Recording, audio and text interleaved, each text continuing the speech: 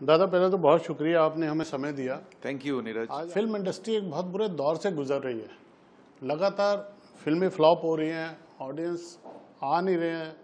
आप क्या कारण समझते हैं दादा? एक जो है दो कारण है, दो बहुत इंपॉर्टेंट कारण है, वो हमको देखना होगा। सबसे पहला कारण तो मैं बोलूँगा कि जो है film makers and producers and actors जो एज ए क्रिएटिव लोग हैं, ये लोग मतलब हम लोग रिस्क नहीं ले रहे हैं। क्योंकि देखो, स्टोरी टेलिंग और जो कहानी जब बोलते हो, आप कोई सुनी सुनाई कहानी नहीं बोल सकते। आपको कहीं ना कहीं एक रिस्क लेना पड़ेगा। आपको नए सब्जेक्ट, नए इंसाइटफुल सब्जेक्ट्स जो किसी भी जॉनर में हो, वो आपको लाना पड़ेगा। मैं उस बारे में कुछ बोलूँगा नहीं, लोगों का पर्सनल एंतोराज क्या होता है और क्या चार्ज कर रहे हैं, लेकिन इतना श्योर है कि जितने हमारे यहाँ पे जो पॉपुलर एक्टर है, उनको नीचे आना पड़ेगा कॉस्ट लेके। अगर वो नहीं आएंगे तो डायरेक्टर्स उनके पास जाने वाले नहीं हैं।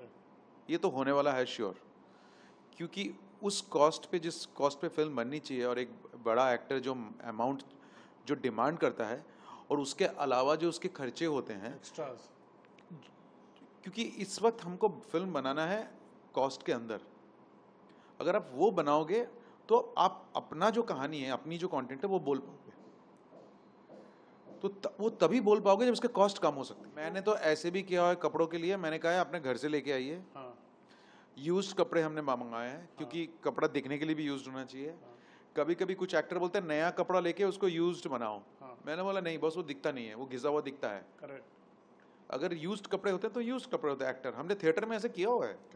हम घर से जो यूज्ड कपड़े हैं वो पड़े हैं, अगर जहाँ नए कपड़े जरूरत है वो नए कपड़े पहनेंगे। हर शॉट पे तो नए कपड़े नहीं पहन सकते। ऑफ कोर्स ऐसे आप पैसे बचाते हो, और ऐसे पैसे बचा के फिल्म की कॉस्ट कम करते हो। आप टीम वर्क की जरूरत है।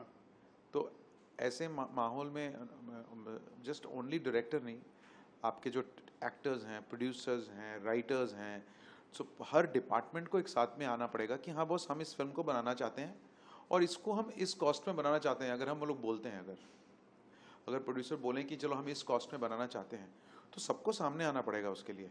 कोई एक डिपार्टमेंट अगर उसमें से लीप कर जाए तो आपकी कॉस्ट खत्म हो जाएगी वहाँ। और हमारे यहाँ पे सबसे ज़्यादा कॉस्ट जो है उल्टे जगह जाता है।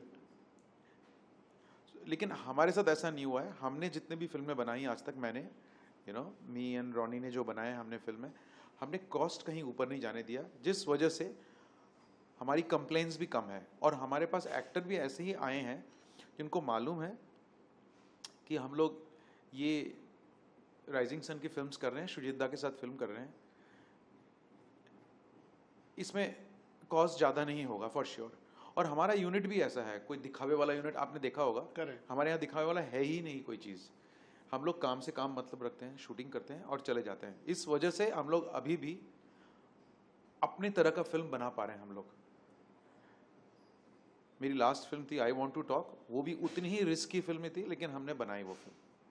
आपने पीकू बनाई बच्चन साहब के साथ, दीपिका पादुकोण के साथ, और वो करने के बाद फिर आप जाते हो आई वांट टू टॉक करने, या जो अभिषेक बच्चन के साथ रहे। With due respect, Abhishek is a very good actor, but उनकी फिल्में बहुत अच्छा व्यापार नहीं करती। जब आप ऐसी अटेम्प्ट करते हो तो किस चीज़ पे सबसे ज़्यादा भरोसा होता है आपके? अपने स्क्रिप्ट पे, कंटेंट पे, या अपने आप पे? कैसे आपका इस तरह का, क्योंकि वो पिक्चर भी अप्रिशिएट हुई। देखिए, मैं आपको सच बताऊं, फिल्म चले या ना चले, क्या आप याद रखते हैं फिल्म? यस। क्या आप याद करते हैं किसी फिल्म को? करेक्ट। आप विकी डोनर को अगर याद करते हैं कि नहीं? Correct. आप मद्रास कैफे को याद करते हैं Yes, कि नहीं? obviously. आप उस फिल्म को याद कैसे रखेंगे? उसकी यादगार तभी बनेगी जब उसकी राइटिंग करेक्ट हो, डायरेक्शन करेक्ट, सारे डिपार्टमेंट, इवन कास्टिंग भी करेक्ट हो। तो मुझे लगा था कि अभिषेक बच्चन अर्जुन सेन प्ले करने के लिए एकदम परफेक्ट कास्ट है। अगर आपने देखा होगा 100% कितनी देखा। डेलिकेट सी परफॉर्मेंस दी है उन्होंने। ऐसा आसान परफॉर्मेंस नहीं है वो, और ये इसके क्रेडिट मैं नहीं लेता हूँ, मैं एक्टर को ही क्रेडिट देता हूँ उसके लिए। इस फिल्म को लोग बोलेंगे चलो अमेरिका में क्या है, कहाँ भी क्या है, उससे क्या मतलब है। उस लोग बोलेंगे हमको फिल्म कैसी लगी, यही देखते हैं ना। हमने किस तरह मेहनत से बनाई वो हमको मालूम है। कैसे हमको यूएस में वीज़ा मिलने में टाइम लगा, कैसे डिले हुई, कहाँ पे कैसे करके करके हमने मैनेज किया, जैसे हम लोग मैनेज करते हैं, कैसे कॉस्ट कटिंग की, all that we all did. दादा, कास्टिंग का पैमाना आजकल सोशल मीडिया पे कितने फॉलोअर हैं, इसके साथ बहुत भयंकर रूप से जुड़ गया है। इसको आप कैसे देखते हैं? मतलब कौन हीरो होगा, कौन एक्टर, किसके सोशल मीडिया पे प्रेजेंस ज़्यादा है? ये मैं भी बहुत सुन रहा हूँ, लेकिन मेरे साथ अभी तक ऐसा नहीं हुआ है, इसलिए मैं इसमें ज़्यादा मैं कमेंट नहीं करना चाहता हूँ, क्योंकि गलत चला जाएगा किसी के लिए। मैं ऐसे देख के बिल्कुल कास्टिंग नहीं किया है अभी तक। आगे क्या करूँगा मालूम नहीं, लेकिन मैं देखूँगा कि कास्ट में कौन एप्ट कैरेक्टर बैठता है। और मेरे यहाँ पे कोई हीरो तो होते नहीं है, ना हीरोइन होते हैं, सारे कास्ट ही कैरेक्टर ही होते हैं हर फिल्म में। सो मुझे लगता है इसमें जो सबसे परफेक्ट टैलेंटेड हो, जो उसको निभा सके, और जहाँ डायरेक्टर को उसकी अपनी विजन दिख जाए, उसी को लेना चाहिए। प्रमोशन के टाइम पे जब हम उसके साइड में जो फेक पीआर का जो फसाड बना देते हैं कि आप फिल्म देखेंगे तो आपको पता चलेगा, आपको फिल्म ऐसी होगी, इससे अब कितना इफेक्ट है? या कभी आपने कोई पेड पीआर का अटेम्प्ट किया है, या कोई फेक पीआर के आपके साथ कोई ऐसे एक्सपीरियंस है क्या? नहीं, देखिए, हमारे साथ ऐसा नहीं हुआ है कभी कभी। लेकिन मैं आपको ये पीआर वाली जो बात, ये जो है, अगर आप मेरे को दिल से पूछेंगे, मैं तो ट्रेलर में नहीं दिखाना चाहता हूँ। क्या बात?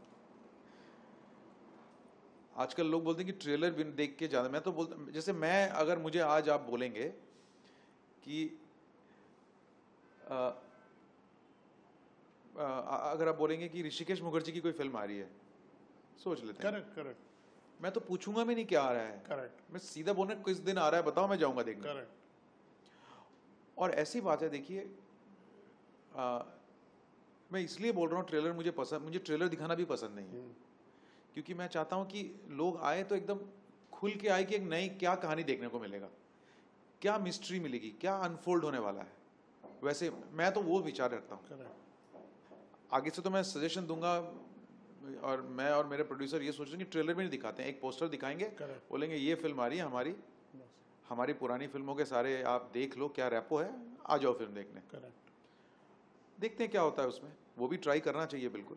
अगर आप कोई अच्छे डायरेक्टर हैं फॉर एग्जांपल, क्या आप उसकी फिल्म नहीं देखेंगे? क्या देखने जाएंगे ना? तो मुझे लगता है कि ये जो फेक पीआर और ये जो पीआर वाली जो बात है कि लोग याद है, जैसे मैंने अगर सोच लिया फिल्म मैं भी तो डायरेक्टर हूँ, अगर मैंने किसी फिल्म मेकर का पता लगा, मुझे इन्फॉर्मेशन चाहिए मुझे कि हाँ इस फिल्म मेकर की फिल्म आ रही है, मैं कुछ देखूंगा ही नहीं। मैं तो कोशिश करता हूँ ट्रेलर भी ना देखूं, सीधा मैं फिल्म देखूं, ताकि मेरे लिए वो जो एक्सपीरियंस रहे ना, वो मेरे लिए ही रहे एकदम फ्रेश। रिव्यूअर्स को, जो सीरियस रिव्यूअर्स हैं, मुझे लगता है उनको इसलिए पहले दिखाना चाहिए ताकि उनको भी समय मिले सोचने के लिए कि फिल्म को कैसे देखें। आजकल तो फिल्म बाहर निकलते हैं और कहीं कहीं ऐसे रिव्यू कर देते हैं, उसके बाद शायद समझ में आया क्या इंटरवल से भी लाइव चल रहा होता है, इंटरवल से। मुझे लगता है वो गलत है। अगर आप सीरियसली रिव्यू करना चाहते हैं तो आप एक फिल्म को देखें, समझें, उसको थोड़ी देर अपने अंदर रखें, फिर रिव्यू करें। तो ये होना चाहिए रिव्यू, स्पेशली रिव्यूअर्स को दिखाने के लिए। मैं तो इसी वजह से दिखाता हूँ ताकि वो सोच सके, समझ सके, अंडरस्टैंड कर सके।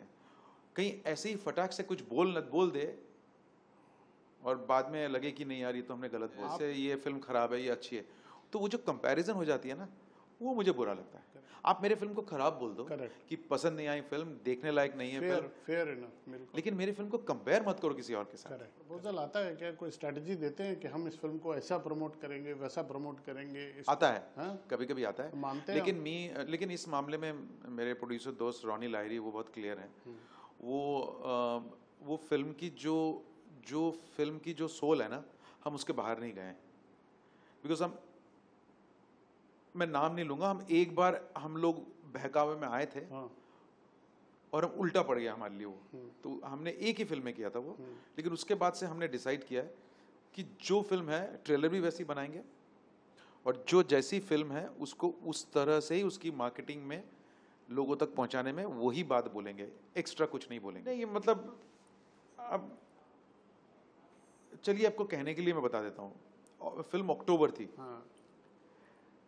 अक्टूबर एक अलग तरह की फिल्म थे।